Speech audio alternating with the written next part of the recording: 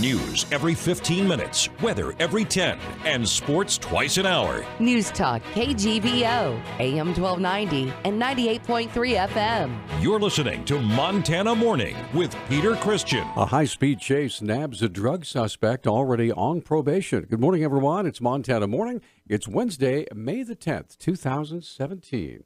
Gorgeous day in western Montana, looking for high almost 80 degrees. We have 39 degrees under a clear sky. Our newscast this morning, sponsored by First Montana Bank, your home for free centennial checking and unlimited cash back whenever you use the debit card. Check them out online at firstmontanabank.com. One of our top stories this morning, less than a month ago, 43-year-old Corey Kendall was in the Missoula County Jail. He was one of the accused of giving meth to a 17-year-old girl, tampering with evidence. Well, on Tuesday night, Missoula County Sheriff's deputies encountered Mr. Kendall yet again after an anonymous tip led investigators to the Bonner area. Sergeant Kerry White explains. One of our deputies went out there, actually located the vehicle that he is in. As soon as Corey saw the deputy, he attempted to flee, drove from Bonner on the frontage road on Highway 10 through East Missoula and then onto the interstate. During that time, they were passing traffic.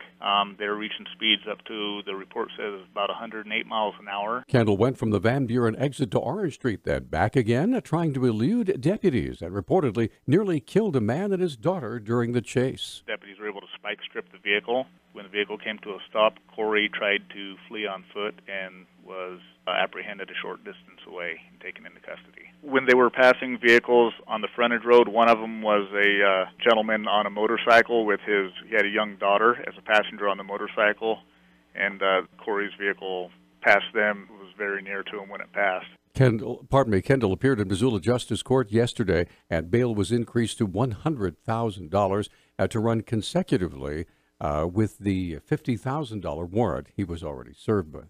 25-year-old Timothy Cranky appeared in Missoula Justice Court as well yesterday on 6 misdemeanor charges after allegedly stealing from a Southgate Mall store and getting into a fight with a store employee. Deputy Missoula County Attorney Lacey Lincoln has details. The defendant stole items from Bed Bath & Beyond, then went to Bob Ward's. He was asked by store employees to leave and became extremely hostile. He swore loudly in the store and caused a disturbance. Employees escorted him to the parking lot where a fight broke out. The defendant then punched an employee in the face and threw him to the ground. It was then discovered that Cranky was armed with a handgun. During the fight, it became apparent that the defendant was carrying a concealed revolver, which employees wrestled away from him. The defendant then fled the scene and tried to force his way into a woman's home. The defendant has a previous conviction for misdemeanor drug possession and a PFMA. Judge Murray Anderson set bail at $5,000. His next court appearance will be May 31st. A Montana woman was killed when a tree struck her during a weekend thunderstorm. Lewis and Clark County Coroner Brian Backerberg says 41-year-old Jonna Bissett suffered the fatal injury Saturday afternoon at a campsite south of Elliston. Backerberg says Bissett had been camping and fishing in the area with family and friends when a severe thunderstorm caught them off guard. She was reportedly running back to camp when a tree broke, striking her in the head. She died on the way to the hospital. 4 states are suing over the Trump administration's decision to restart the sale of coal leases on federal lands. The attorneys general of California, New Mexico, New York, and Washington filed their lawsuit yesterday in U.S. District Court here in Montana. They say the U.S. Interior Department's reversal of the Obama administration's moratorium on the federal coal leasing program was done without a review on whether it would be good for the environment or for taxpayers. The Obama administration blocked the program in 2016 to study whether coal companies that lease federal lands should pay higher royalties and whether the program was contributing to climate change by subsidizing coal development.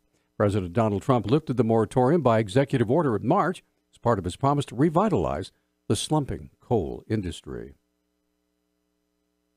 The Missoula Ranger District is planning 2 separate prescribed burns today. Lolo National Forest spokesman Boyd Hardwig says both locations are adjacent to Missoula. Some folks might notice some smoke in the air today. So that's a fuel reduction project. It's about 80 acres. Probably would ignite it in the afternoon. So a relatively small project, but smoke would be visible certainly from Missoula. Should be minimal impact to the public in terms of roads and trail impact, but we wanted to let folks know about it. According to Hardwig, the cool and wet spring has affected some other burning opportunities. They just wouldn't get enough ignition to carry the fire to accomplish the objectives for the day. It's kind of a narrow window that they look at. It's got to be dry enough, but not too dry, and the weather, of course, has to be right in terms of winds and smoke dispersion and that sort of thing. One of the prescribed burns will take place just north of Missoula in the Butler Creek area. The other burn will be to the west of Missoula in the Blue Mountain Recreation area. A new study of sage grouse in eastern Washington has found a surprisingly large benefit from a federal program that subsidizes farmers to plant grasses and native shrubs instead of crops. The study concluded the CRP program is probably the reason the sage grouse still live in some portions of Washington's Columbia River Basin.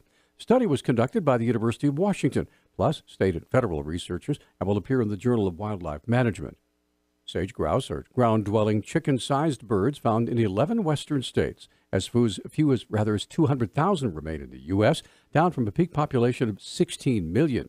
About 1,000 of the birds live in eastern Washington, in three main places: the Yakima Training Center, Moses Coulee, and the Crab Creek area. Montana Fish, Wildlife, and Parks setting up traps for grizzly bears in Missoula County, according to FWP Public Information Officer Vivica Krauser. The Blackfoot Valley is a regular area where each year we look to capture some grizzlies for this research, and we'll be doing it again this year. That's probably the closest spot. Also, as you head up the Sealy Swan, and then in the Flathead area as well. So it's something that we'll be doing from May through April. The purpose behind the grizzly bear capture is to help the state prepare for future management changes. Grizzly bears have been identified as a recovering population. It's important for us to partner with the U.S. Fish and Wildlife Service to get an estimate annually on where those bears are, what the numbers are, so that we're ready to delist them and begin managing them as a state like other wildlife. Grizzly bears were listed as an endangered species back in 1975. Montana agencies are working with the U.S. Fish and Wildlife Service to set new management systems in place. And finally, the senior Democrat on House Energy and Commerce Committee says he's requesting that the Energy Department brief the panel on the cause of a tunnel collapse at a nuclear waste storage site in Washington State.